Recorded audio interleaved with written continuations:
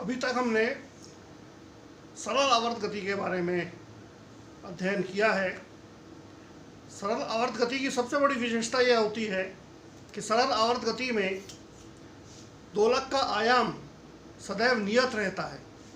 यही सरल आवर्त गति की शर्त है।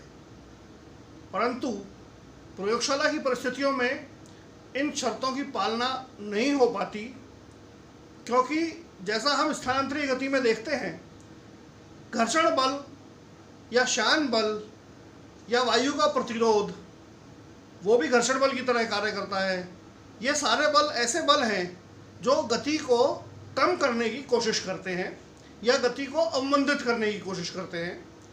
तो जिस प्रकार स्थानांतरीय गति में अवमंदन बल कारक होते हैं, बिल्कुल उसी तरह से दोलन गति में भी ये अवमंदन बल कार्य करते हैं। यानी हम सरल आवर्त गति जब परिभाषित करते हैं, हम कहते हैं कि उसका आयाम लगातार स्थिर रहना चाहिए। लेकिन जैसे ही कोई पेंडुलम, कोई दोलक दोलन करना प्रारंभ करता है, उस पर घर्षण बल लगने शुरू हो जाते हैं, शान बल लगने शुरू हो जाते हैं, वायु का प्रतिरोध लगना शुरू हो जाता है। और ऐसी अवस्था में उसका आयाम नियत नहीं रह पाता है। घर्षण बलों के कारण, शान बलों के कारण उसका आयाम लगातार कम होता जाता है। यह अवमंदन बलों के कारण होता है, इसलिए इसे अवमंदित आवर्त गति कहते हैं। प्रयोगशाला में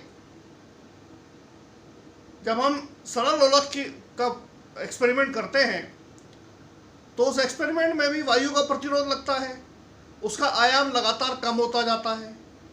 हमने इससे पहले टैंक सर्किट एलसी ऑसिलेशन उसकी स्टडी की है, क्योंकि हमारे पास प्रेरक कुंडली पूर्णतया प्रेरक कुंडली नहीं है और संधारित्र भी पूर्णतया संधारित्र नहीं है।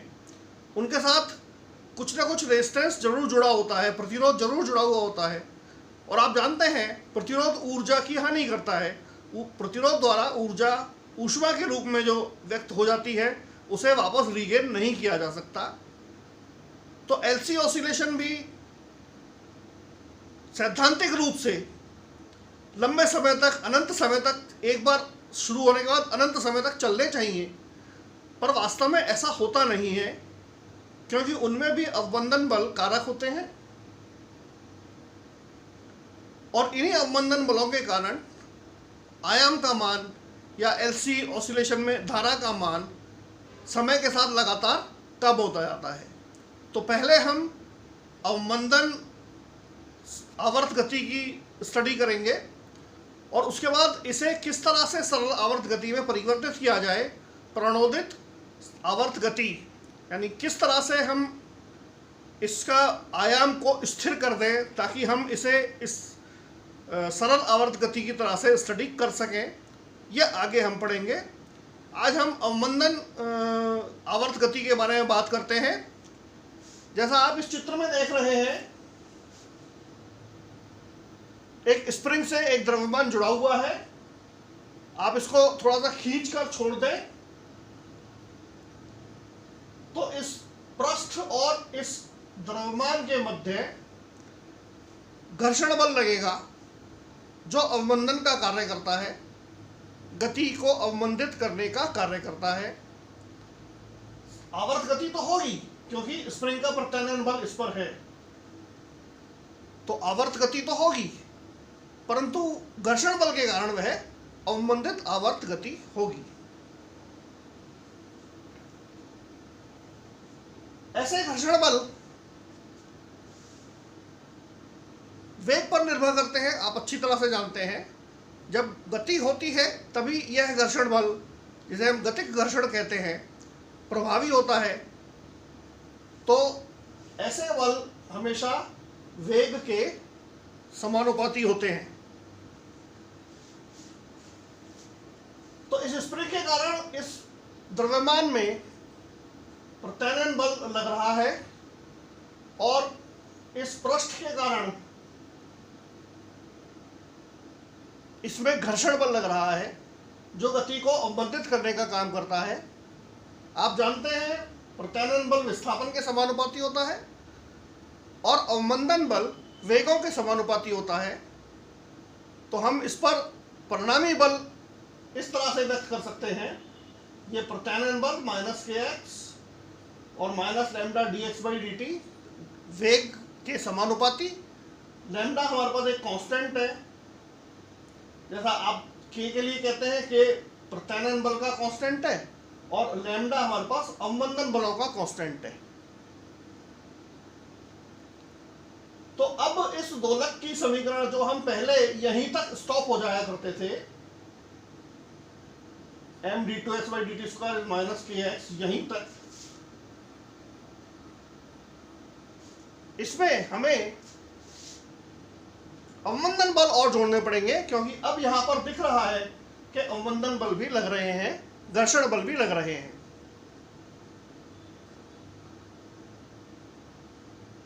आप इस चित्र में भी इसे देख सकते हैं,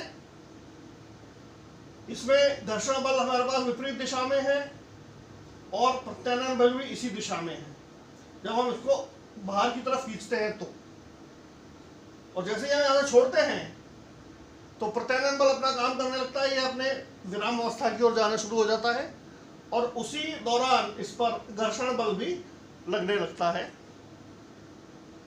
तो कुल हमारे पास गति की समीकरण, कुल बल द्रव्यमान इंटू त्वरण, प्रत्यानयन बल और अवमंदन बलों का संयोग, इस समीकरण को हम इस तरह से लिख सकते हैं, d two x by D T square plus इस m को डिवाइड करना है यहां दोनों जगह, तो lambda by m d x by D T plus k by m into x equal to 0। यह समीकरण कंपेरेबल है, सरल आवर्त गति की समीकरण के तुल्य है।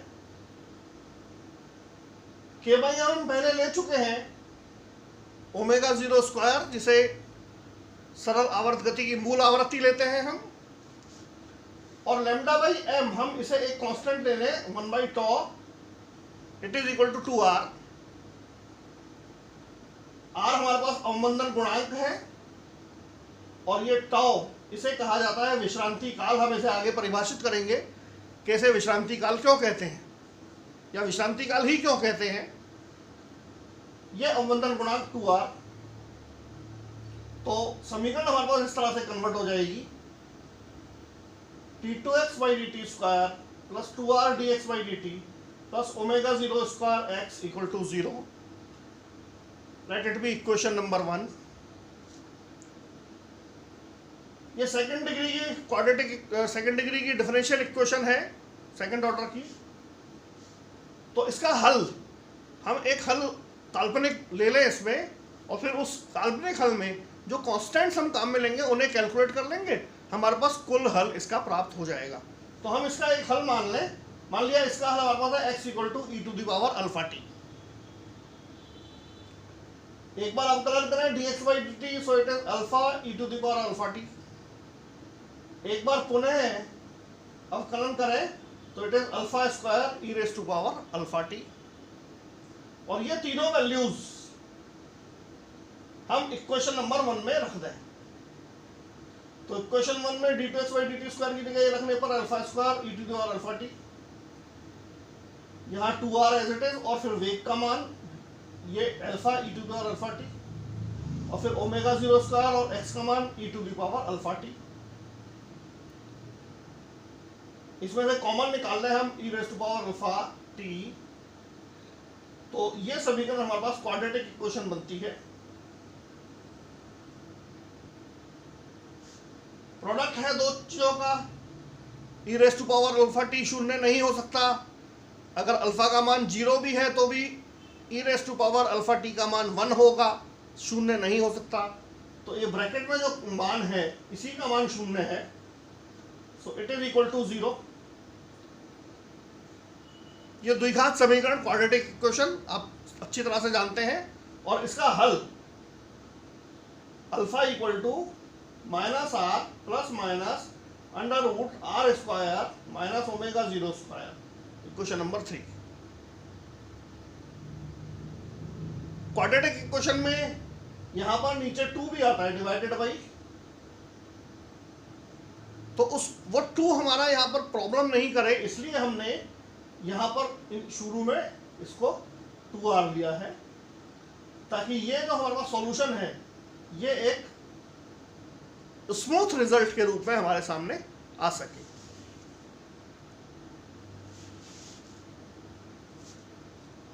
देखिए इसके दो हल है, एक बार प्लस लेंगे एक बार माइनस लेंगे। तो इक्वेशन 1 इसका कुल हल ये हमें इस तरह से मिलेगा, जहां पर हमने ए एक कांस्टेंट लिया है जो आयाम का काम करेगा, e to power minus are plus under root are square minus omega t, और b e to power minus r minus r square minus omega t, एक बार प्लस एक बार माइनस, ताकि हमारे पास कंप्लीट सॉल्यूशन इसमें आ सके, जहां पर ए और बी दो कांस्टेंट हमने इसमें उपयोग लिए हैं, जिन्हें जैसी जैसी अवस्था आएगी वैसे वैसे इन्हें हम परिभाषित करते चलेंगे। अब आगे की 3 अवस्थाओं के लिए हम अगले व्याख्यान में बात करेंगे। Thank you.